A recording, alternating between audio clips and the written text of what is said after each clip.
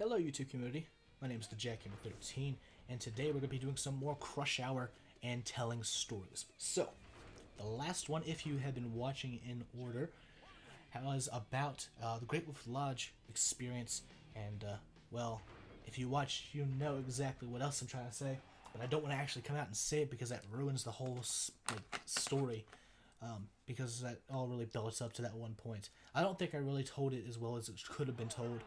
I didn't get the main purpose out as well as I could have, but I'm not going to try and tell the story again. That's a very difficult story for me to tell, and yeah, so there you have it. Today, however, we're going to be talking about something that I mentioned in that video, and that is my sensitive side. So you guys have seen me in my highs and in my lows, in my happiness and in my sadness. However, I used to be a very, very emotional person. Nowadays, I don't cry much, and I think it's because of this. Back in the day, you could look at me wrong, and I would cry. Like, that's just how it worked. Nowadays, nothing really phases me. Even things that I think are really sad doesn't really make me cry, and I don't feel too much sadness. I've just sort of hardened over the years a little bit more, just so that I don't have to...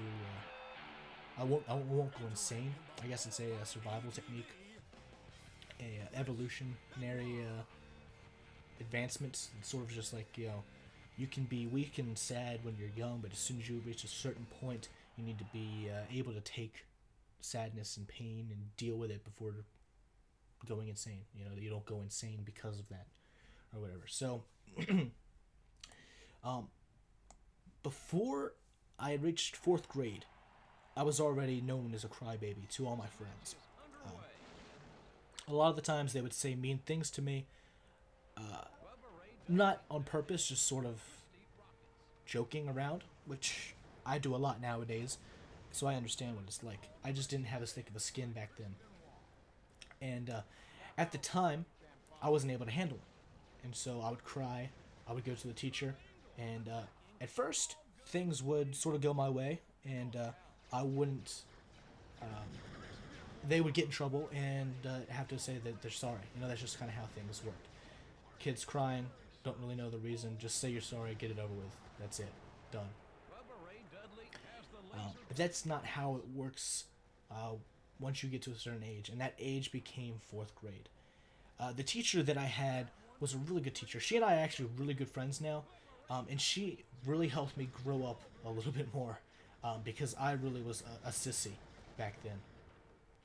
I could not anything, to be honest, without crying. Oh god, I didn't realize he had a finishing move. That's probably what killed me then. I was starting off pretty bad, but just you wait. I come back. I make a huge comeback in this one. It's pretty cool. And then in the next one's pretty cool too, because I just start demolishing people. By the way, in case I didn't get to mention it, I'm playing as Jeff Hardy on this one, and I'm on a map called Lumberjack. Lumberjack because on the outside they have different turrets that shoot you, so they keep you in the arena, quote unquote. You can't really leave anyway. So, and then the next one I play is Iron Man, the one I was talking about the last time.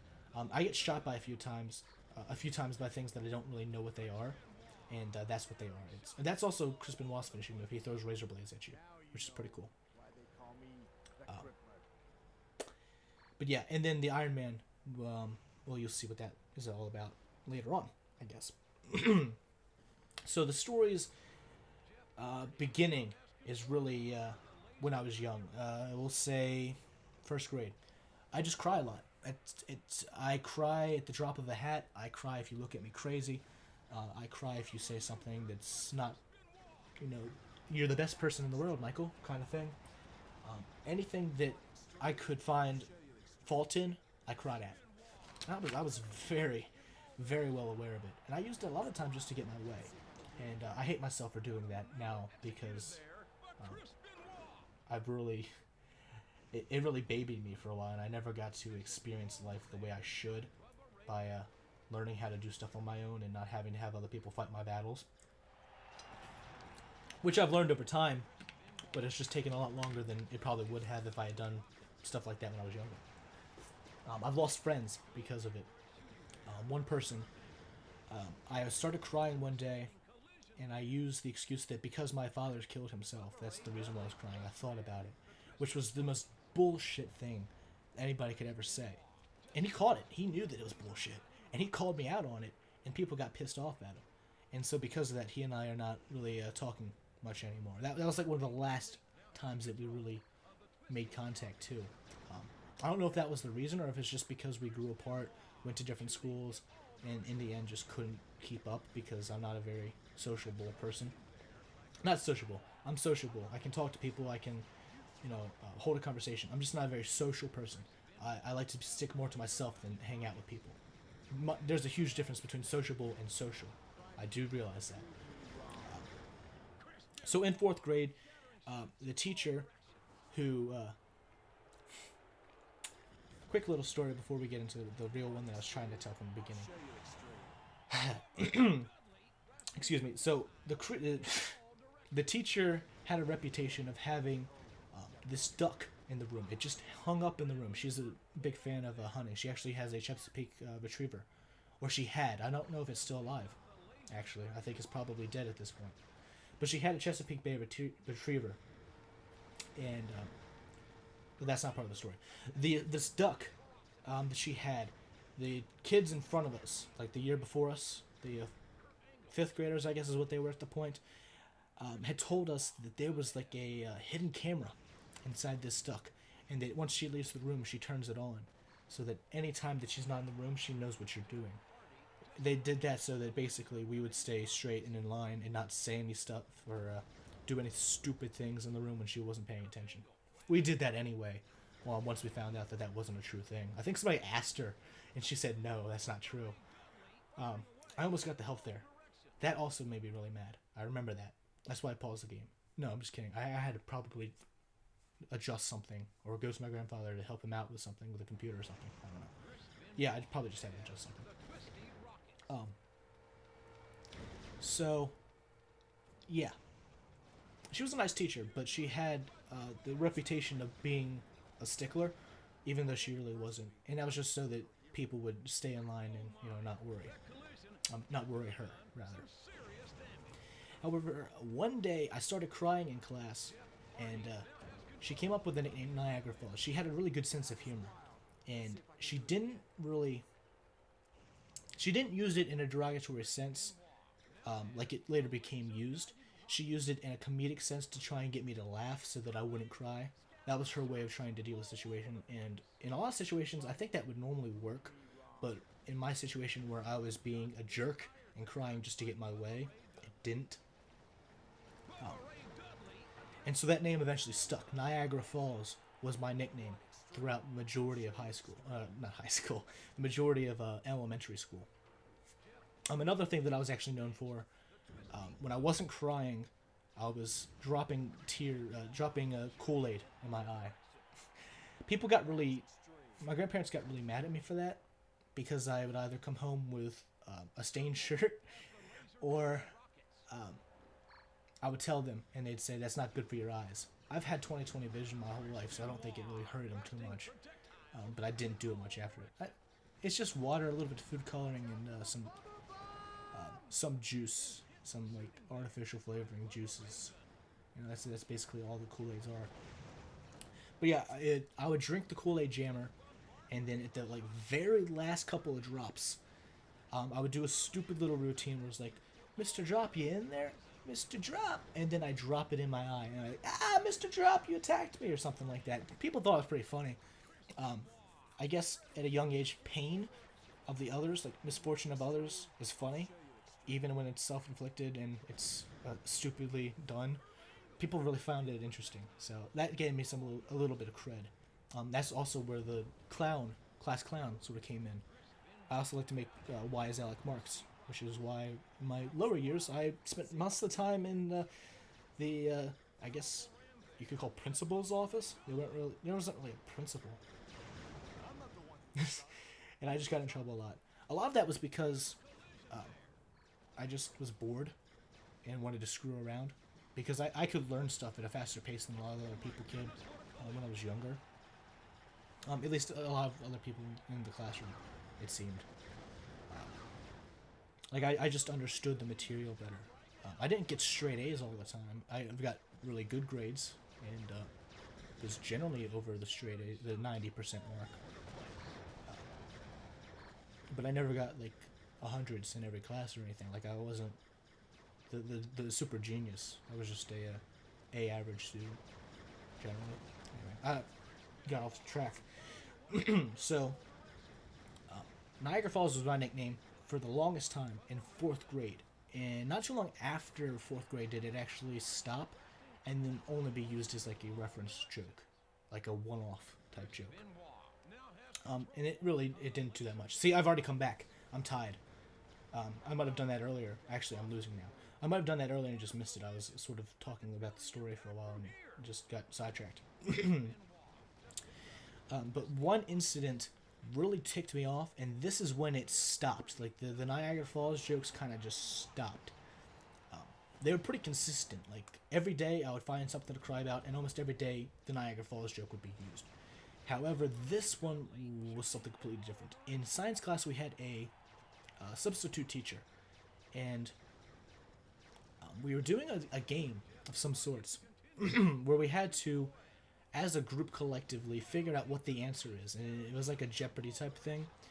So she gave us a question, and then one group would have the chance at it. If they failed, the other group would get the chance at it and get the points. So my group had a question. I don't remember what it was about, but I kept answering neutrons. And my group was like, that's obviously not the right answer because we haven't gotten the points for it. Stop. But I hadn't like buzzed in or anything, so it didn't actually count. And they're like, guys, Michael, just stop. Alright? And I was like, no, I'm pretty sure that's the answer. I didn't consult with them. I just thought that was the answer. I was never very good at science. It wasn't the answer. So then I said neutrons when the actual turn came up, and we lost the points. The other team got the points because they knew what the answer was, and my team knew what the answer was too. I was just an idiot. And so they started getting mad at me because of the game, which the first start, I was an asshole, so I kind of deserved it. But secondly, it's just a game, and we didn't get any extra credit points or anything. It was just for fun. So they didn't really need to get mad. But elementary and middle school, kind of how stuff works. Well, they yelled at me, and I was really pissed off at myself, but I didn't want to show it, so I just started crying so that people would feel sorry for me, so that then I wouldn't feel bad about fucking them over. I didn't like recognize this in my head as what that actually was, but looking back on it now, in a clear state of mind, I can see that that's probably what was going on. It's a subconscious decision that people don't really normally like to do. And I won that match. I have no clue how I won that match. I used the atomic drop, and it like went across the arena, and I guess that the dude was at low enough health that after the atomic drop hit, he was shot by one of the lumberjacks and then killed by that. Or maybe the atomic drop killed him, and therefore I was able to get the win. I have no clue, but yeah, I ended up winning. It was pretty sick. I thought I was going to lose because I was far away on the map, but I didn't. And just goes to show, do not quit. And so I started crying in the middle class, and this teacher also didn't take any shit from people that wanted to cry. So she sort of just started making jokes about it, again, to try and probably make me laugh so that I would stop like worrying, but again, that doesn't work. She wasn't trying to be a jerk or anything like that. But then she started taking it a little bit too far. She actually called one of the lower schoolers down to get a pacifier, and they brought that into the into the room. And that made me start bawling even more, because then I was like, oh fuck, now they're screwing with me. I need to amp up my game. Or I was just like, well fuck, now I look like a freaking idiot. The only thing I can do now is cry. And so I looked like a huge fool. Everybody was laughing because I thought it was the funniest thing ever, which it probably was, having me freaking like cry all this time and have all the jokes spouting. Yeah, it was probably pretty cool for them. So the teacher realizes what's going on, realizes I'm not going to start laughing about this situation anytime soon. And she's like, all right, Michael, could you please just go take a walk outside the room and, wash out your face, wash out your eyes, and then come back when you've composed yourself. Well, on the way out, people are laughing and snickering, but they realize that, all right, once he leaves, we can start laughing and, talk about that a little bit. And then when he comes back, cool down, don't talk about it, continue the game. Maybe things will be a little bit better. But one wise Alec decided, you know what, I'm going to make another joke right when he walks by me. And he says, there goes Niagara Falls, or something like that. And that just, I snapped. I turned on him and just started beating on his back. My fists did not hurt. What shit. I did not have any muscle mass. I had broken my right wrist, I think 1 or 2 years before. And that, muscle in the forearm still hadn't really come back to full strength yet.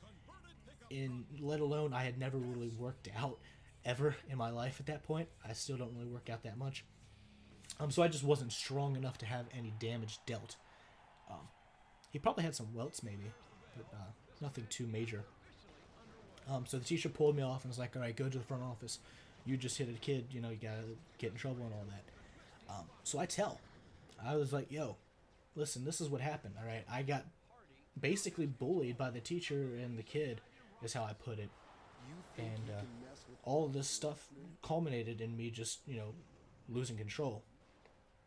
The front office people really knew me by this point because I had been up there a lot.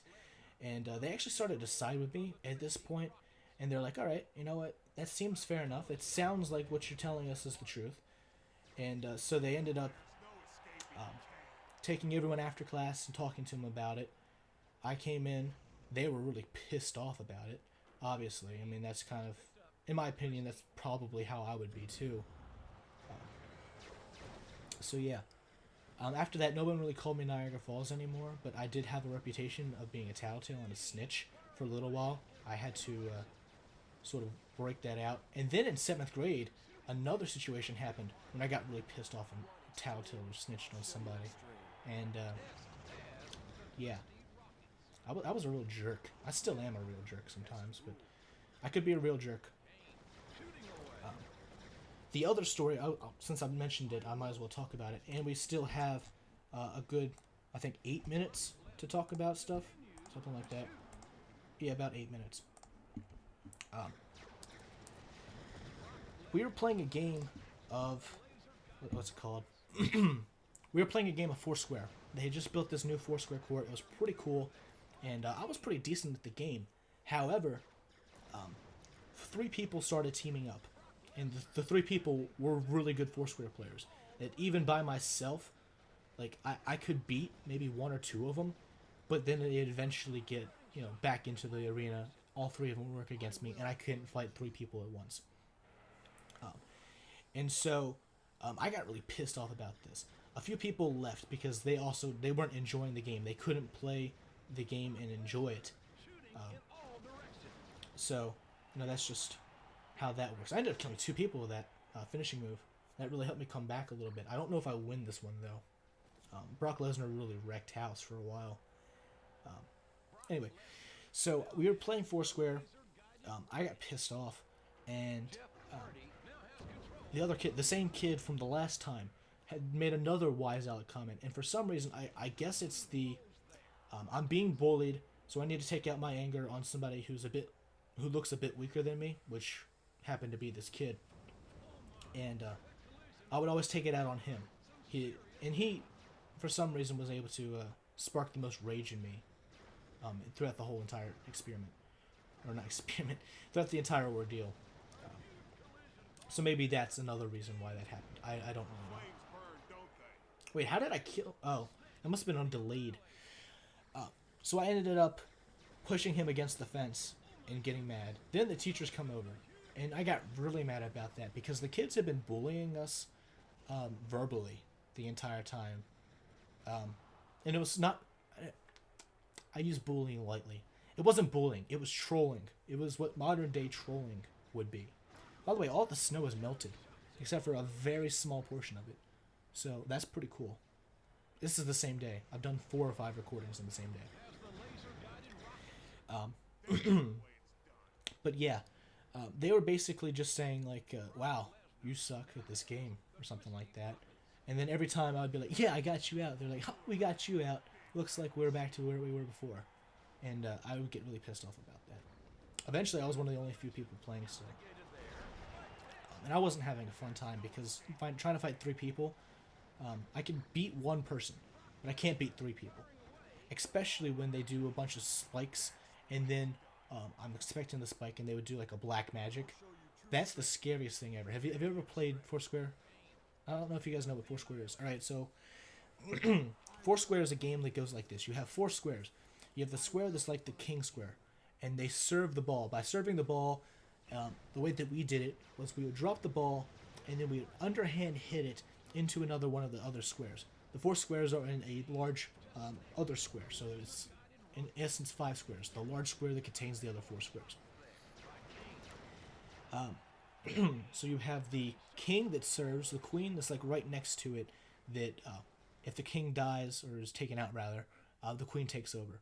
Then you have like the jester or whatever, who's the second spot, and then you have like the plebeian or whatever that's in the first spot. And the goal is to get from the plebeian to the king square and stay in there as long as you can. We had many different rules. We had the popcorn rule, which we didn't really put into effect much because our teacher didn't really like that rule. He liked the just like straight up normal type game stuff. And when you had popcorn, you could popcorn and cherry bomb, which is just like an extended spike. That's how I used to play it when I was younger, at least.